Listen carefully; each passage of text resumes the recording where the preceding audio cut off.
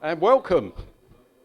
Doesn't seem a year since we were here, does it? But it's great to be here. I have to do one of the classic things first, which is there are no planned fire alarm tests today. If there is a fire, you just go out that door behind you and turn left into the car park. I'm sure we would all know to do that anyway, but is that right, Mr. Secretary? I've discharged he's just picked up my notes as well. Oh no, it's all right. Right, so welcome, and particularly I want to welcome members, but welcome Ken, LA7GAI, who's going to do a presentation, or Mr. Bouvet, I think we'll call him now. So Ken, thanks for coming over for this, really appreciate it. And we also have the 3B7M team coming. They flew into Manchester last night and were planning to come by train. And we haven't heard from them this morning, so... But they're towards the end of the program, so we'll be okay. They were planning to get here. So here's the agenda for today, as published. So we're going to start with the AGM, get through that. Then I've got a few DX topics that kick around, and we have our normal sort of chats about DX. Lunch from 12 to 1:30, so good time to network and chat. And then we go into the talks in the afternoon, and we'll talk about that after lunch. So let's get started on the AGM. Apologies for absence. Secretary, first of all, we are quorate, just make that clear. Tony's got a list of apologies. Okay, we just put them in the minutes. Everyone happy with that? Yeah, unless anyone's got any more. We had a few yesterday, unfortunately, due to not being well. Minutes of the 2022 AGM, they were published in the digest in, I think, August last year, and they've been on the web. Has anyone got any comments, or can we take them as read? Okay, so we need to approve them, so we need a proposer. Put a hand up, okay. Martin, and seconder UNA. All those in favour? Anyone against? Any abstentions? No? Okay, they're carried. Thank you. So now on to my report. I actually looked, if you've read it, I'll just pull out the bits, but it's got in case it gets Loughborough to ring. So my opening statement this time last year was, once again, the COVID pandemic has deprived us of de-expeditions. Isn't it amazing how a year on, particularly in the first 3-4 months of this year, how many great de-expeditions we've had. I mean, it really is a good time to be a de-expeditioner. Sunspots are coming up, de-expeditions are out there, really, really good. So we need to keep encouraging people to join the club, because we now expect to be using more of our reserves to sponsor de-expeditions going forward. And there's quite a few good ones in the pipeline throughout this year. The challenges, the CDXC challenges, we ran all 3 of them. I'm going to show the results and the trophies. Sadly, we haven't got any of the trophy winners here because they're all overseas bar one. And so we need to up our game in the UK to bring these trophies into the UK, because we're ultimately a UK club. But well done to those who won it, and all those who took part, got the salvers, which have all been posted. But anyway, I'll run through those later. But I want to thank Derek, G4XEE, because he does all the adjudication, and it's quite a challenge if you get people that are only one DXCC apart, and he does a lot of good work on checking that, so thanks to Derek. You'll know that we've tweaked the trophies, because whoever where we have a top DXCC winner in a year, it's always going to go to the person who wins the MGM trophy. I mean, we're seeing that pattern. They're always going to win both of them. So we've split it now so that they're the 3 modes. So CW, sideband, MGM modes, and we're adjusting the trophies for that. And there's been a few hiccups, we know, with how it's presented on Club Log, but we'll iron those out. And the hope is that we'll keep encouraging the legacy modes and keep people operating to those. On our comms, social media and comms, the Reflector, interestingly, in February, there were 1,000 posts on the Reflector, And that's the first time we've had 1,000 posts in a month since 2016. And that's because we have Bouvet and Crozet on, and there was a lot of chat going on. The Skype chat channels, the two of those, the DX Spotting and the Skype chat, are running well, but the number of members is, I can't remember, I mean, the Reflector's got about 550 members out of 750. Yeah, 70 or 80 on Skype chat. Do have a look at it, because when there's DX on, there's a lot of chat going on about what's being worked. And if you're a night owl, there's a lot of general chat going on as well on the chat one. So, you know, it's a good social thing as well. Facebook site, we're obviously monitoring under its new ownership whether we want to stay on Facebook or not. But at the moment, we're there. Encourage people to put pictures and videos up. At the moment, it's generally stuff we're putting on there as a committee, but it would be good to have more going on from members. So think about that. And the other big thing this year is Christy 4FZN has done a lot of work on the YouTube channel, and we got permission to put the T32C and the 3B7C videos up there. Obviously, this one will go up that we're videoing. So gradually, we're trying to make that more of a useful tool for other DXs, not just members, but for other ones, and bring that forward. I obviously want to recognize the efforts of the committee. But first I want to talk about the people who help the club who are not on the committee. So G3YMC is a Reflector moderator along with me. Facebook moderation, we've got M0AFJ and M0NKR, and obviously all doing this voluntarily. Digest production is done by Lynn, G4FNC, and the digest postage, of course, Tim, M0URX, helps us enormously on that.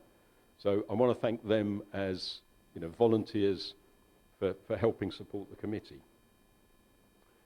So now I'm on to committee. Now we put to vote later the 23-24 committee. So we all stand down as the Constitution says, and then you can vote for us or not. But this year we have two people retiring from the committee. So the first is Ian, G3YBY, who unfortunately isn't here at the moment. Ian's been on the committee 8 years, and he's done most of the work on our, basically our outward going publication and our publicity. So if you see something in Practical Wireless, RSGB, QST, whatever, then Ian's doing all those press releases. He's also a backup adjudicator to Derek, and on top of that, he's doing, of course, all the other things. He runs our Twitter account, and he's doing all these other committee duties. So I just want to say thank you to Ian. We have actually a plaque for Ian, which we can, wrong one, which we can find any minute now. So this will go to Ian in recognition of his dedication to the club. And because he was likely to be in Friedrichshafen, we hope we can deliver it to him in Friedrichshafen. The second retiree is our secretary.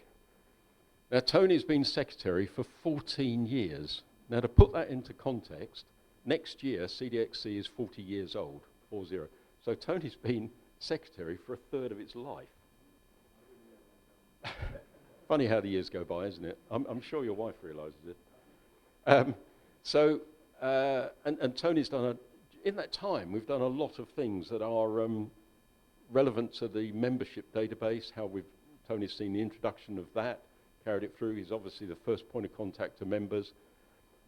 He's organized conventions, dinners, goodness knows what else. And we're really going to miss him. But, you know, he's actually said very graciously that he will be in the background to help the transition. His job is so big, we're going to split it into two, so that we're going to have a membership secretary and then the other roles will go there. So Tony, we can't just give an award to Ian, we have to give one to you as well. Sorry, John. She's on me as well.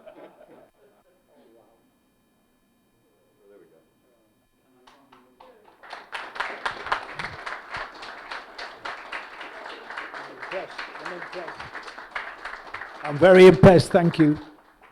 So thanks very much, Tony, and you can hang that in the downstairs bathroom as usual. So that's about really what I wanted to say. It has been a good club year. It's great to be back DXing again. And any questions?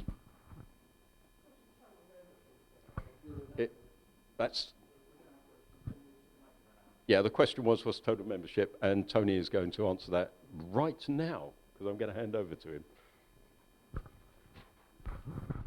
Okay, good morning again, everybody. That sort of surprised me a little bit, but thank you all, and I'll mention it further in a while. However, I always find that the Secretary's report is rather a boring one to write, because it's basically sort of bald facts, isn't it?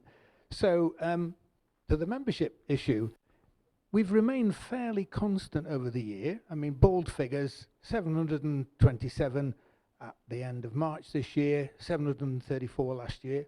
It's gone up since then. I won't break that down anymore. So on the year, we've lost 7 overall, and it seems still that round about 730 is the sort of number that we can maintain.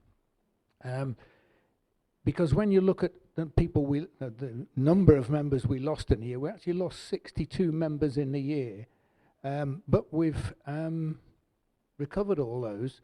The sad thing is that 15 of the 62 positively let us know why they were not redoing.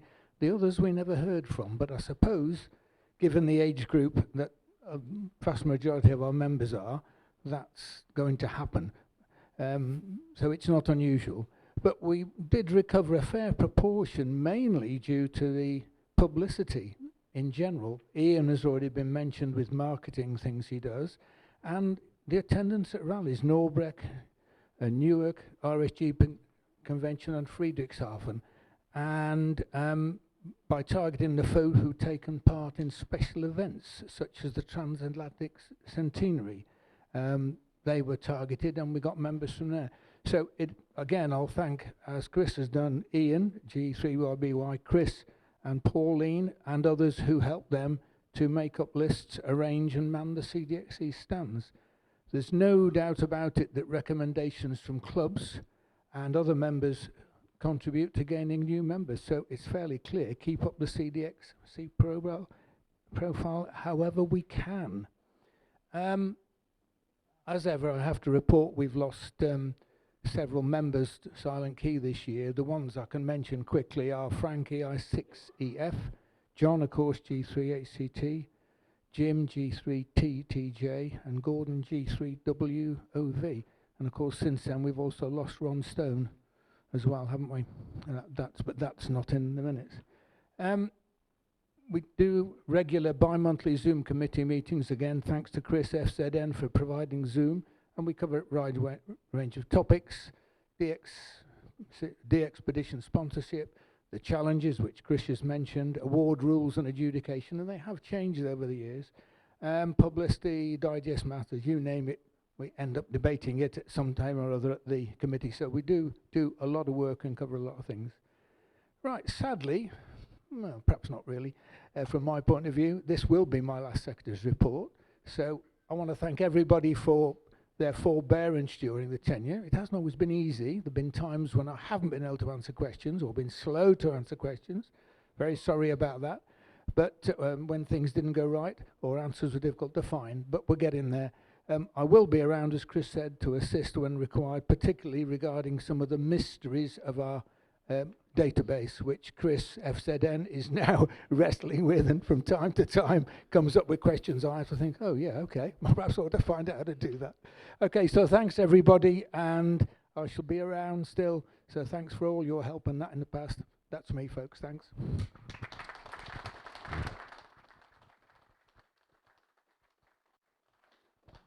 Thank you, Tony. There's actually one other silent key that I'd like to recognise. Although Roger G3SXW lapsed his membership when he was in a home, Roger was a long-time member of the club and did a lot for the club. Wrote a lot of articles for the Digest, some of which weren't controversial. But as we all know, his aim was to push DXers and actually make them try harder. So I just want to recognise Roger G3SXW. Right. Next, for the all-important accounts. And there's the zapper.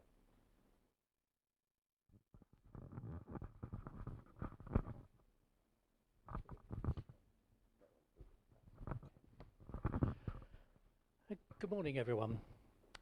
It's my pleasure to present CDXC's audited accounts for the year ending 31st of March 2023 and to point out some of the highlights.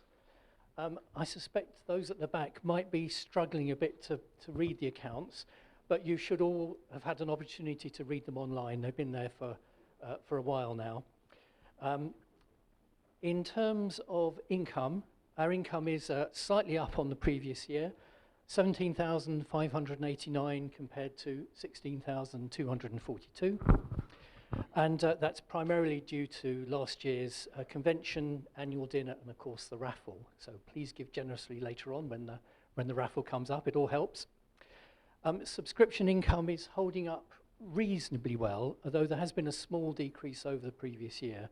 And I think that's not surprising given the financial situation that some people find them in at the moment. And we have lost a few members over the year. Our advertisers also provide a very useful stream of income for CDXC. And we're very grateful to BHI, Martin Lynch, Nevada, and Yesu for their continued support of CDXC by advertising in the digest. And also for Yesu, who sponsor our website. So thank you to those organisations. It all helps and provides money for more de-expeditions. Turning now to our expenditure, again it's up slightly on the previous year, £16,242 compared to £15,846 in the previous year. This is primarily due to the cost of the convention and dinner, but also the costs of printing and posting the digest, both of which have increased by about 13% over the previous year. Having said that, though, despite the increase in postal charges, we still receive a really competitive postal charge rate from Tim Beaumont, M0URX. So I'd like to thank him because he really has helped in keeping our costs as best as he can. De-expedition funding was slightly lower this year, 3,812 compared to the previous year of 5,044, but that's primarily because of a Bouvet, and so there haven't been quite so many de-expeditions this year. We usually make a donation to the upkeep of Clublog, but as Clublog was considered to be, I think, financially secure at the moment, instead we made a £150 donation to DX World.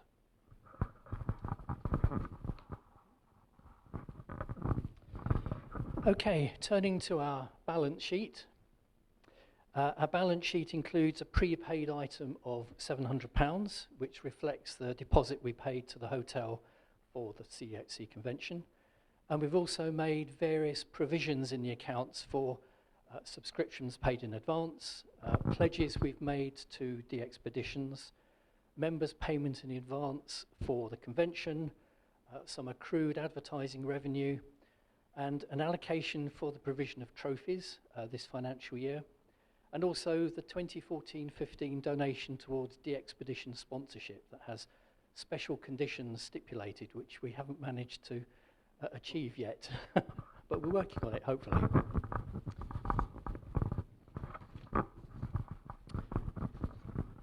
We end the financial year with a small surplus of £1,347, and I think a healthy accumulated surplus of 21,690. So I think given our overall financial position, the committee has decided that the subscription levels will continue at the current level this year. There's no need to change them. This is our certificate for the audit, and we would really like to thank Owen Williams, G0PHY, for auditing the accounts. And that's really all I have to say on our accounts. If you have any questions or comments, feel free. Okay, so we have to put it to the vote under the Constitution. All those in favour of adopting the accounts? Anyone against? Okay. So thank you for that. Pick that up now. So we come to the election of the new committee. So this is the point where we all stand down and ask you to propose a new committee.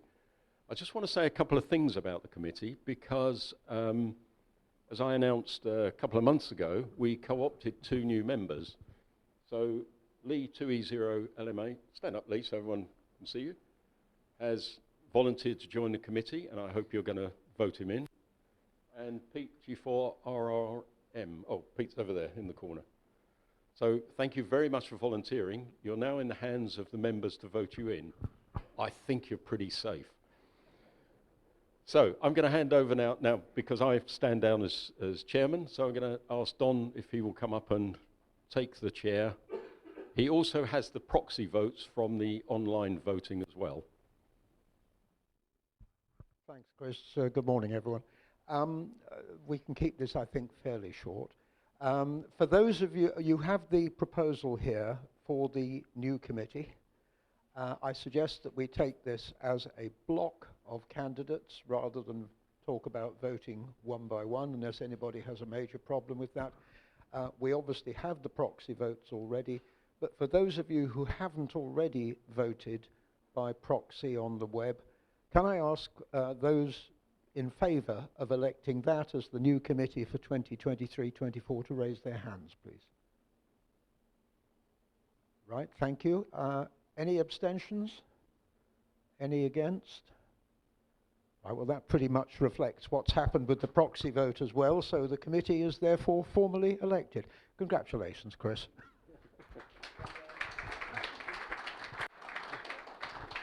Thank you very much. And thank you for obviously the confidence that you're putting in the committee. We always welcome the feedback, and the Reflector is a great place for us to get that feedback. Okay, the last action we have is to for the new committee. Sounds rather like a Who song, doesn't it? The new committee, just like the old committee, but it isn't because we've got 2 new members. Election of the auditor. So. He's agreed to stand again, so Owen U0PHY, are we all in favour? Anyone against? You daren't vote against this one, or you'll have to do it, won't you? Thank you very much, that's carried. Okay, so that concludes the AGM. Any general questions on the AGM, and then what we'll do is we'll formally close that, and then we'll go into open session. No? Good, thank you. I've got a couple of topics. I think some of you know that I went to Visalia, and at Visalia, 3-4 weeks ago, they hold a session on DXing and a session on contesting, and these are the best attended of them, and there's probably 500 people in there, largely, of course, US, but they raised some interesting topics, and I've just remembered I haven't done the awards. Sorry. You can edit that bit out, John. I'll say it again in a minute. I forgot the awards come next. I'm just going to rush through these because they're not here, but we should recognise them. So in the LF Challenge, John, our only UK member who's won a trophy, 106, not too bad in an LF Challenge in a month. But you can see here that Gordon, Gordon, with his 131, won the MGM. On the HF Challenge, Norman with 136 confirmed. But you can see the MGM, which he also won, was 185. So this is why we've split it. Otherwise, the MGM's always going to win. In the marathon, Oscar Lewis, 260 through the year.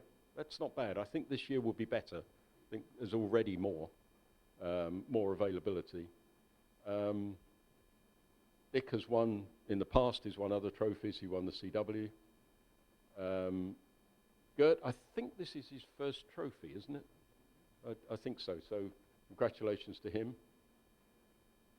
And I had the pleasure actually of meeting Antilo in Visalia. I've never met him, but he's a very active member in our challenges and has won most of our trophies over the time. Really nice guy. So he got the MGM high score. So let's have a round of applause for all those.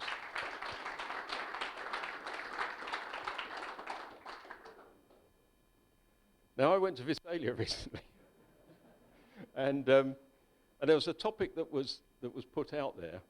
In fact, one topic put out and another one that I talked about with a number of people. And it was this. So just the ones I was going to raise, because I want to sense some opinion on it. How to reach honor roll and remote operating, and the two are connected. So we know that honor roll is 300 at the moment, 331 confirmed, and the top of honor roll is all 340. Now, if you look at it and you look at last activations more than anything else, you come up with this non-recent activations. So this is off club log, and we're not talking about someone who went and made 500 QSOs. We're talking about something. Bless you. We're talking about something that is a reasonable sort of 3,000 upwards contacts. So this is just in the order of I've just taken the top 10 least activated. So you would need these to get yourself, well, you'd need at least one of these to get yourself onto honor roll if you had all 330 before it. And you can see that we're going back 20 years and all, and there's going right back to 2009, which doesn't sound that far away, but it's still 14 years. So in other words, in the last 14 years, if you were starting off, you could not get onto honor roll. So, sorry, you have to go further back than that because you'd need these to get to the top, but you couldn't get onto honor roll itself. And that is without P5, because P5 did have an activation in 2015, if you remember, a short one. And of course, Bouvet and Crozet, that if I'd done this presentation last year, would be top of those lists. And I think that's the sort of problem that we're facing with getting to honor roll at the moment. And there's really three problems. One is political, you can't get a license. So P5, Turkmenistan, you can't get a license at the moment, but they're still valid countries.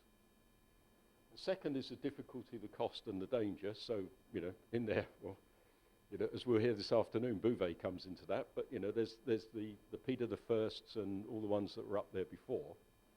And the third one is the one that is really exercising a number of people in the US, actually, and some people in this room, is you can't get a landing permit because the US Fish and Wildlife do not want people on their islands.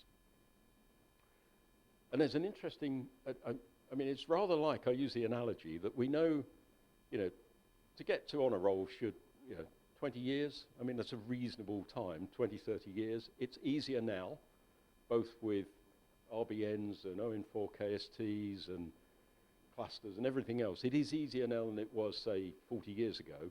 But nevertheless, you should reckon on, 20 years, I think, is a reasonable thing to do. So it's a marathon. But we've got a marathon where the finishing line is at, whatever it is, 26 miles something or other. And someone's put a brick wall half a mile from the end. And you can't get past that brick wall because of these reasons. So I don't think, so it's a debate as to what needs to happen. And one of the things is to try to unlock some of these ones down the bottom here, these last two categories, difficulty and cost. Which brings me on to the thing I really wanted to sort of challenge. Has anyone seen one of these? Yep, this is the rig in the box, okay? That picture was taken at Visalia. Something I didn't know is NCDXF put some funding into it. I thought it was actually self-funded, but they put money into it because they recognize the problem. And of course, they're the biggest foundation for sponsorship in the world. So yeah, there's a Flex 6400, a PA, it's water cooled, it's got its power supply, hook up a generator and an aerial with an ATU on it, and you've got a rig in a box. And that's fine. So you just put that onto the island, pitch your tent, and away you go. Anyone got a problem with doing that? Nope. What about if you happen to own one of these? This is George AA7JV's boat. George, I mean, those who've met George know he's a really nice guy. Hungarian, moved to America, wrote an app that I'm sure most of us are helping pay for that boat, but probably don't realise. So, easy deployment. He's got this, what I think looks like a lunar lander. Take it off the boat, back of the boat, take it over to an island. You will notice, though, the sea is completely calm. So don't start thinking, why didn't Bouvet do this? You know, that's inside a reef, if ever I saw it. Okay? And then you set up there. Still okay, isn't it? But what about this, then? So you notice that picture's on the web, so public domain. There's no tent there. But look what's in the background, the boat. So what's happening is that the whole rig in the box is on the island, and it's linked, 900 meg link, back to the boat. Is that, would you count that as a DXCC if you worked it? Hands up, yes? Who thinks it's wrong? Hang on, you need a, where's the other mic? Yep. No. It will be when I find the button. There we go. Yeah, we need questions to catch it. Hello, Lee, G0MTN. So just a flippant comment, yeah. How far away can the boat move before people change their mind? That's a good question. Who else? Someone at the back was against. I've always been under the... Oh, you're on.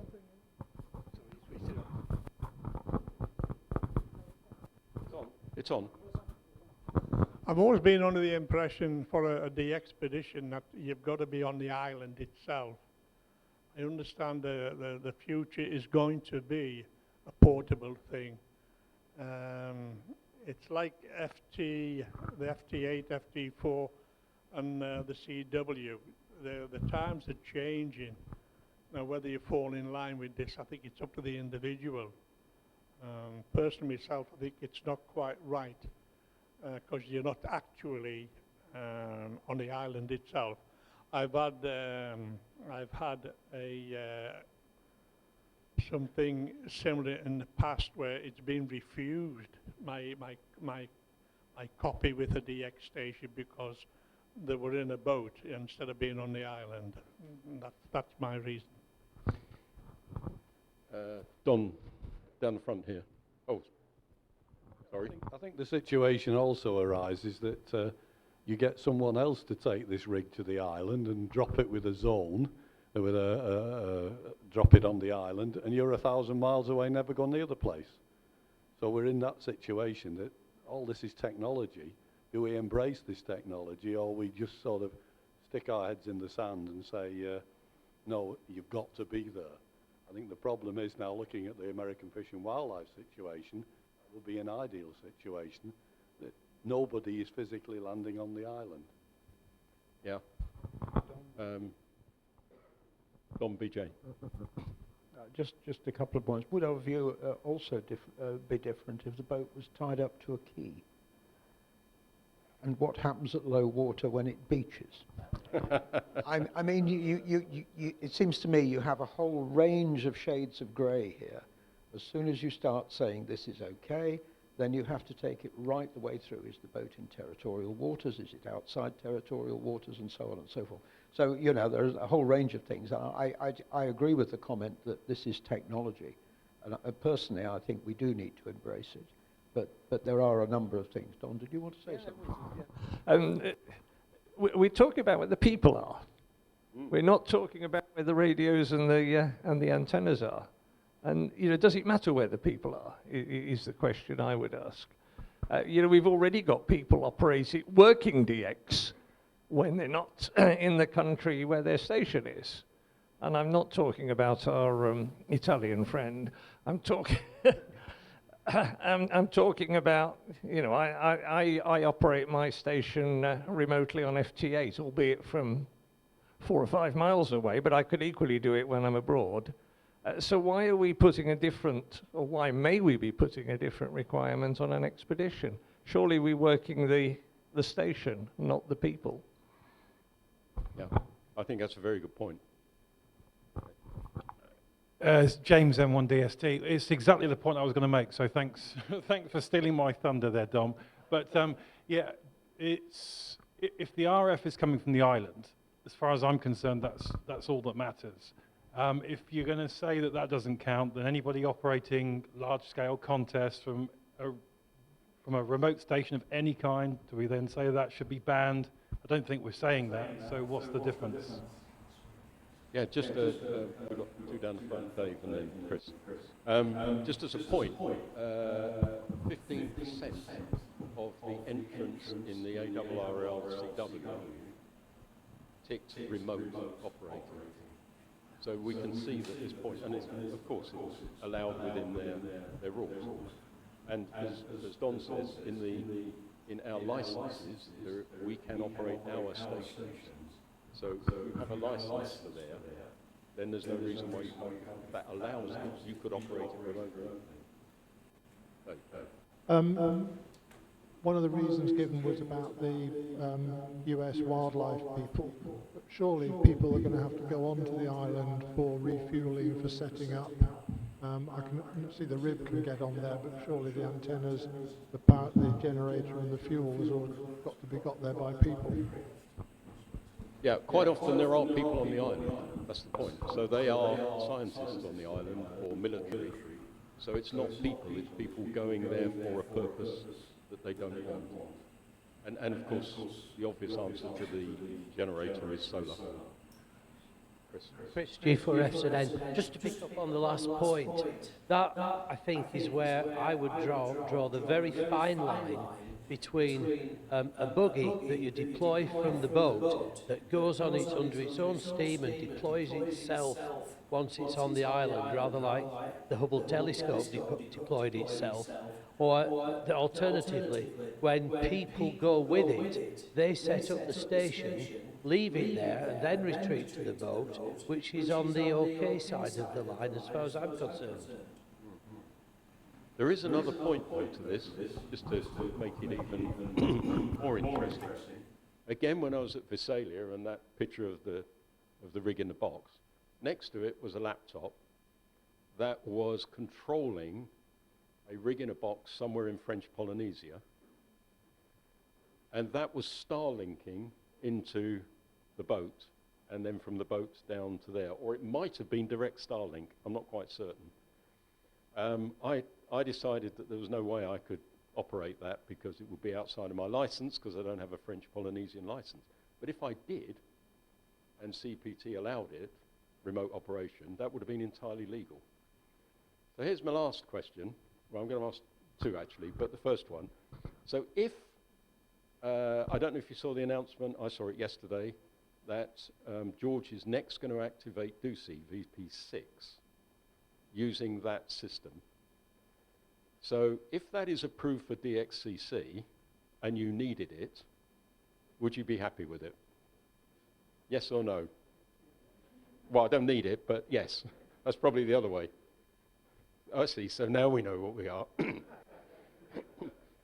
But if you think about the last, when was the last DUSI operation? Must be, no, I think it's longer than that, isn't it? But anyway, a big one. But there is one drawback, by the way, we haven't talked about. At the moment, this technology really only works on FT8. It will obviously evolve, but to get CW and the latencies on CW, that's got to be worked on, but it will get there. Justin needs, oh, we're exercising Tony today. Yes, thank you. If you go to the video on YouTube that George provided, the main objection from the US Fish and Wildlife people is camping on the island. They don't mind this. They seem to be okay with it. And it does work on CW because I've worked when it was in Marquesas. Yeah. It does work, but they're not happy with it at the moment. It's probably the better way to put it. So I think the general view is that this is a technology that is coming our way. I think as DXs, the critical thing for us is if it counts as a DXCC, so in other words, it's valid on LOTW, I'm not sure how you object to it other than don't work it. And I think if you look at some of the challenges, then this is a way out of it. This is a way out of those challenges. And of course, the other point that I think is the worry that it's leading to is you just go and buy 50 of these and scatter them around the world in all the rare places, and you operate them remotely. And I think that's the point. But do we want people to suffer just so we can work with the X, like Ken will tell us this afternoon? Chris has got a comment. How are we doing for time? Yeah, Chris, G0DWV. Well, you actually just touched on the point I was going to make. I think most people would be happy if there was someone close by. The fact, what you just said, if they'd left one on Bouvet or they'd left one somewhere else, and it was purely just there, I don't think that is ethically correct. Because? It takes the fun out of the chase. Yeah, it does, yeah. I think that's it. But then it just moves them down the rarity list, doesn't it? So, they drop down to the bottom because you can work them whenever propagation did. The last point's quite interesting. We've talked about DXCC, but if you look at all those rare ones, with the exception of the political ones, they're islands. And, of course, IOTA is an award program separate from DXCC. And I've been in contact with Roger, G3KMA, who sadly isn't here today, otherwise he would have given the voice. They are, at the moment, considering whether they will accept this type, or the one before, whether they will accept this type of operation for IOTA credit. And they say they're going to announce, the board will make its decision in the next few weeks and then announce it. Personally, I think that's quite a challenge they're putting themselves up to say we won't accept this. And if they say we will, then it comes back to the comments made about how do you know? Because let's be honest, with the exception of the aerial situation, you could be working that boat. And so how do you know? But then, modern systems will tell you where the boat is, and you've only got to put a transponder into the rib and it will tell you where the rib is. And so that would be a way around it. I mean, people will cheat if they want to cheat. We know that's happened in the past. So I think there's security there. Okay, that was interesting, thanks. So anyone got any other comments they want to raise or just general DXing, state of DXing at the moment?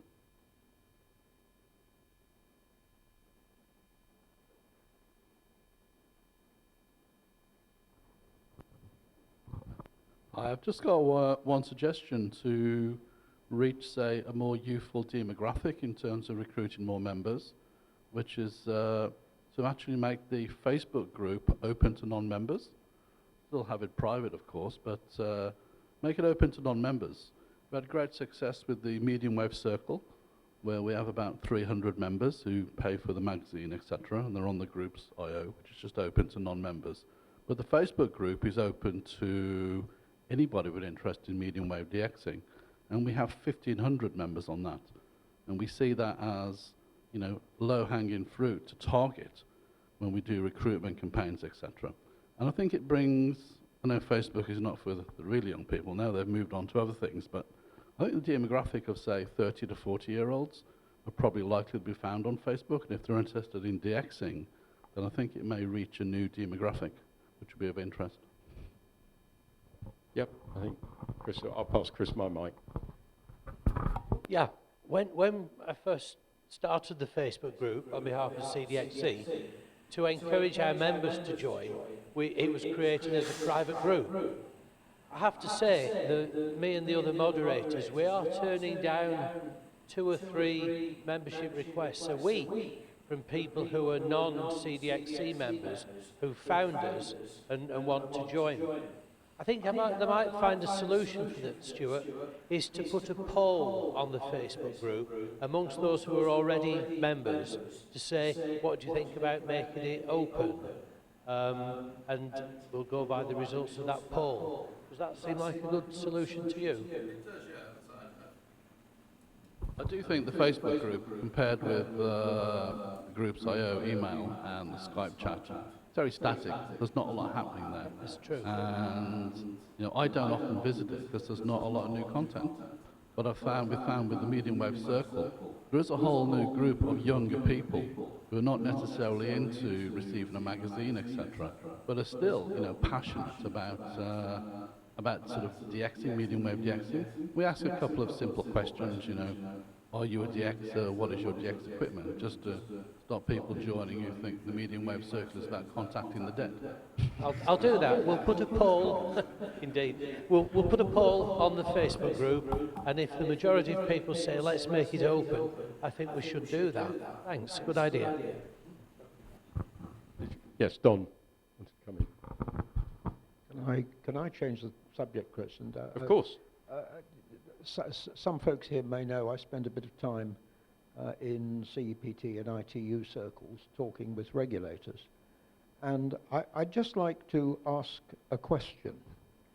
What's the answer I give to regulators when they say to me, well, now all your folks are using FT8 and FT4, can we have the spectrum back, please?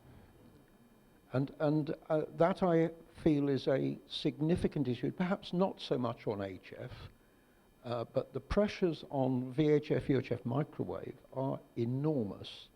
And I think we do need to think about some of the strategic implications of a wholesale swing to FT8. I have no problem with FT8, but it seems to me that we've become a bit binary on this whole thing. I think that's a good point. I mean, one of the answers that I would say for HF is pick out a few contest weekends, and there you will see the activity. And that's always been the case. You know, the weekends are always busier than.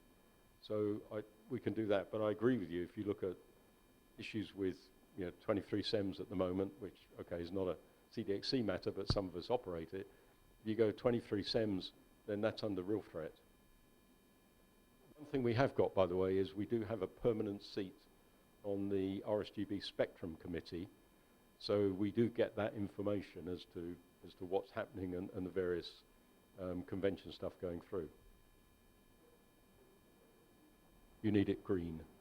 Right, sorry. Yeah, got it. Yeah, Chris, that's fine, but I just wanted folks to understand that a number of regulators now are taking the whole question of amateur spectrum monitoring very seriously and have got deployed a whole set of remote receivers to monitor the use of particular bands. We had a huge exercise on 6 meters when we were arguing for a defined allocation for Region 1 of 2 or 3 years ago, where some national regulators completely monitored the 6 meter spectrum where there was a national allocation to argue how much or how little we should be allocated in the ITU band plans. So, I mean, these guys are taking this very seriously, and I agree with you about contests. I think that's a great opportunity. The only thing I would argue for is a bit of moderation in the use of modes so that we actually do not abandon what some people regard as the legacy modes of CW and sideband now, because that's the way we will be able to retain the spectrum that we have. Thanks, Chris. Yeah, I absolutely agree with you. I mean, the other thing I would say, not just contests, but also de-expeditions.